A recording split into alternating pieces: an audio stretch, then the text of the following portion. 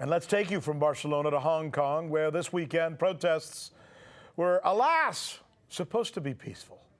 But that is not how it went down. Chaos spread through Kowloon Sunday as an unauthorized rally took a violent turn within just hours.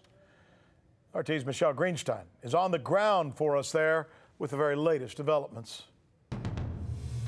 Sunday afternoon, a march organized by the Hong Kong Civil Human Rights Front begins in Kowloon. Now, even though this march and rally has been banned by the Hong Kong police, citing past incidents where marches organized by the same group have ended with violence, people have been out in full force for the better part of the afternoon. The march may be illegal, but it's peaceful, and no arrests are made, but not for long. First comes the graffiti and the vandalization.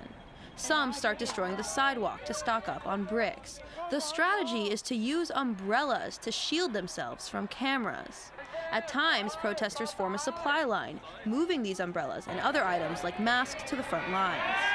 They build barricades on public streets. Some vandalize a government office. Some force open shops with links to the mainland. They also vandalize metro stations. And around 3 p.m., the targeted arson attacks begin. Some protesters start to surround the police station and throw petrol bombs over the fence.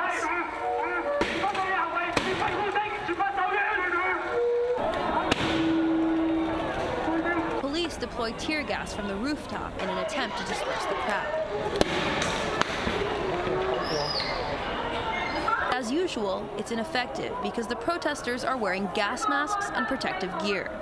Some even throw the canisters back at the police. Eventually, the water cannon comes out, and the protesters run away. Sometimes it's laced with blue dye, a way, the police say, to identify suspects later. As the night sets in, the police are trying to round up some of the last protesters that are still out here on the streets from the earlier, more violent clashes this afternoon. Riot police clear the main streets, chasing black-clad protesters and making arrests. To avoid arrest, the protesters run away and change out of their black clothes on side streets and in alleyways. They return in their non-implicating outfits to taunt the police.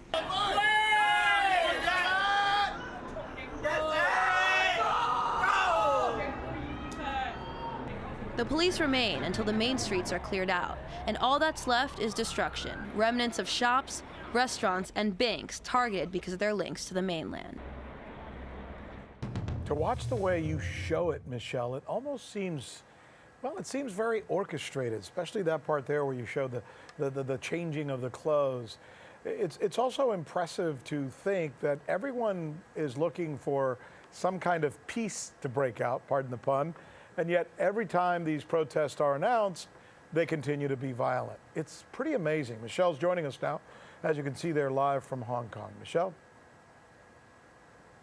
Rick, I want to bring you to what's been a controversy, both here in Hong Kong's local media and in the international media. Now, during that same Sunday afternoon, as police were using water cannons to disperse the crowd, they say accidentally sprayed a nearby mosque with this water cannon that was actually laced with blue dye, dyeing the front entrance of the mosque blue. Now, this has become such a controversy in local media here, to the point where Chief Executive Carrie Lam actually had to visit that mosque and offer her apologies and explain herself on behalf of the Hong Kong police. Now, the imam said that they accept the government's explanation that this was not intentional, that this was just part of their operations of dispersing the protesters. And in a police press conference, the police say that before any operations, they speak with the stakeholders in the area, and then after, when they learned this had happened, they did offer their apologies. But they say that it's actually what they call the rioters who have more to apologize for to the Hong Kong people, and it's only because the Hong Kong rioters were using violence that the police were, quote-unquote, forced to respond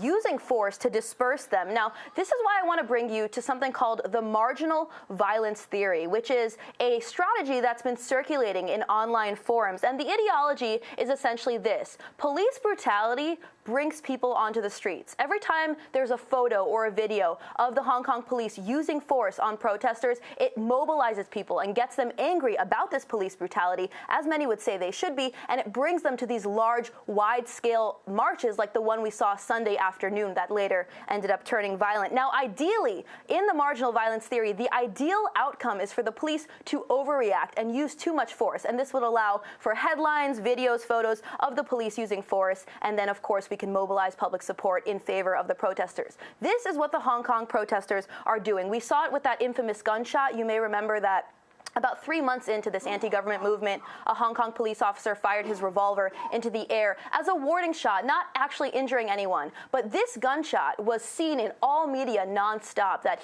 this officer had raised his gun. It was a photo that went very viral. However, the events leading up to that, which was that an angry mob was chasing an outnumbered group of police officers down the street with metal bars, was not as widely reported. So it's usually that the events leading up to the police violence are not widely reported, but then the police reacting using force is heavily reported. So we see that every day here in Hong Kong with photos and videos, and just the latest example is this so-called mosque controversy. Now, the police, when asked who is supplying these protesters, Rick, who they're affiliated with, and what kind of training they've been receiving, since you asked, that it looks very organized, they say that this is also a point of inquiry for them, but they are not allowed to comment any further on these investigations. However, this is kind of a development, because the last time I was here in Hong Kong, around the middle of August, when I asked both Hong Kong government officials and the Hong Kong police if there was an investigation into who was supplying these protesters, they said there was no investigation. Now, in terms of the underlying social conditions, I can't help but mention the inequality that's in Hong Kong. Since you began this program speaking of protest movements in other areas of the world where their main, grievance is economic grievances, the same situation is here in Hong Kong. We've got widespread inequality. The minimum wage does not keep up with inflation. Privatization often runs unchecked because it's a very market-driven economy. Now, the vast majority of Hong Kongers here have those economic grievances. At the same time, a lot of them do not agree with the violent tactics, but do concede that something needs to change here in Hong Kong, that the Hong Kong government needs to stop just representing what they call the top 5% of Hong Kongers. So even though they may condemn this violence, they feel like something needs to change, and they may not come out right and say that. Just for a point of clarification, Michele, you mentioned the marginal violence theory. Sounds like more of a strategy. Is that a playbook that was created by someone and then maybe handed over to the protest organizers? Or if you could explain that to us a little more. Sure, this is certainly something that we know at least some Hong Kong protesters are employing, this strategy. One protester actually disclosed this theory to the New York Times in an article called One Hong Kong Protester Strategy. I believe it was Get the Police to Hit You. I'm paraphrasing, of course. And in this article, it really lays out that police brutality is what mobilizes people. Michele Greenstein, as usual, doing yeoman's work for us there, bringing us up to date on the situation in Hong Kong. Thank you, Michele. So you haven't heard that we're the ones covering the stories that you won't see covered anywhere else? In Venezuela, Kazakhstan. Let's go to Hong Kong. And the media reaction to that has been crickets. How about the way we cover those stories?